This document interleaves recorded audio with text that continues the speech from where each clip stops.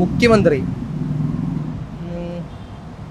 മുഖ്യമന്ത്രി എനിക്ക് തോന്നുന്നു കുറച്ചും കൂടി നല്ലത് അച്യുതാനന്ദനാണെന്ന്. അച്യുതാനന്ദൻ എന്തുകൊണ്ടാണ് അച്യുതാനന്ദൻ പറയാൻ കാരണം? അച്യുതാനന്ദൻ കുറച്ചും കൂടി ബ്ലെൻഡഡ് ആണ്. അതായത് ഈ പിണറായി വിജയനേക്കാളും കുറച്ചും കൂടി ജനസമ്മതി, ജനങ്ങളുടെ ഇടപെടാനും ഒരേ സമയം ഉണ്ടായാൽ ഡിസിഷൻസും കുറച്ചുകൂടി സ്ട്രോങ് ആയിരുന്നു.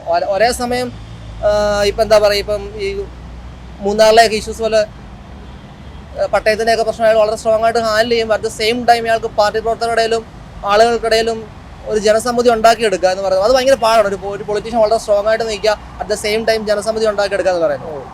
പിണറായി വിജയൻ സ്ട്രോങ് ആകും തോറും ഈ ജനസമ്മതി കുറയുന്നുണ്ടോ സംശയമുണ്ട്. അത് മേ ബി പുള്ളിയുടെ അഹങ്കാരമാണോ അതോ ധാർഷ്ട്യമാണെന്ന് അറിയില്ല, വ്യാഖ്യാനിക്കപ്പെടുന്നുണ്ട് അങ്ങനെ.